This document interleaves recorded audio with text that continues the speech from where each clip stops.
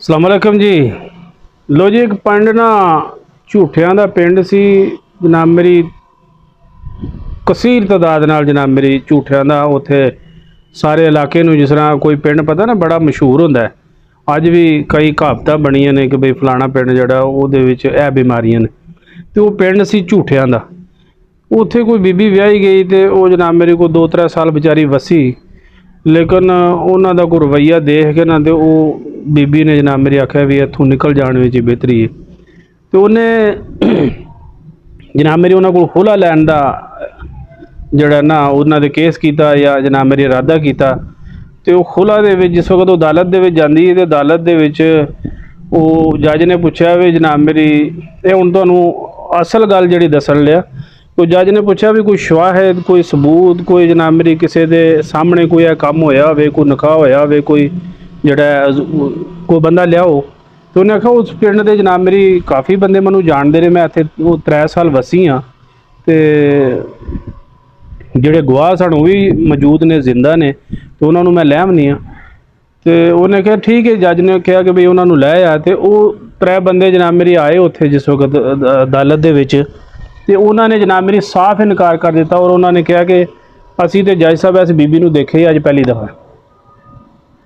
हुण जज जनाब मेरी इस गल तो इन्ना हैरान कि बई एक बंदे नूं ये बंदे देखते ही पहली दफ़ा ने पे। तो ये बीबी कहती कि भी ये मेरे निकाह दे विच मौजूद सन उस दिन जिस वक्त मेरा निकाह होया। तो हुण जज का जनाब मेरी माइंड देखो, जज ने कहा भी उन्होंने घर कोई जानवर ऐसा रखा होवे कि जिहड़ा तैनूं पछाणदा होवे, यानी इंसानां दी गवाही खत्म हो गई उस झूठ की वजह नाल कि उन्हें कहा कि कोई जानवर उत्थे उन्होंने रखे होवे ऐसा। तो उन्होंने कहा जी उन्होंने कुत्ता रखे एक। तो जज ने कहा ठीक है, 2 बंदे जाओ जनाब मेरी इन्हां दे पिंड, तो इस बीबी नूं नाल लै जाओ। जे तो कुत्ता इहनूं पछाण ले ना भी इहनूं भौंके ना, इहदे उत्ते इहनूं वड्ढण ना पवे, तो समझ लो भी ये बीबी उस घर रही है, वसी। ठीक है।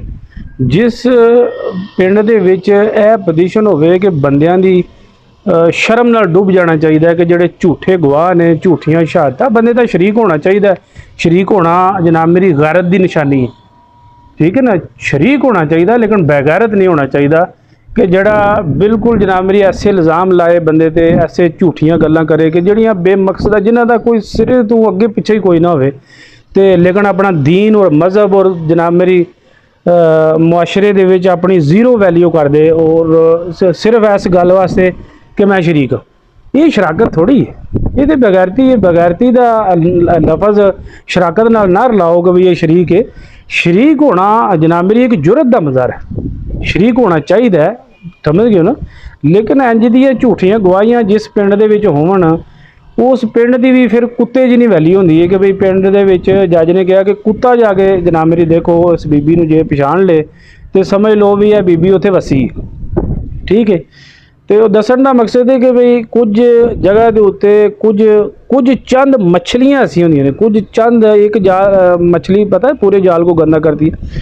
यानी 1-2 बंदे की वजह नाल सारा पिंड बदनाम होंदा है और उस पिंड दे विच बंदा जाण तो पहला मजाकन जनाब मेरी अगले बंदे नूं कहंदा कि यार तुसीं इंज दे ते नहीं है। तो इस वास्ते इन्हां लोगों तो बचो जिहड़े जनाब मेरी जिन्हां ने अपने आप नूं भी गंदा किया और सारे पिंड की बदनामी का सबब बनदे। अल्लाह दे वाले।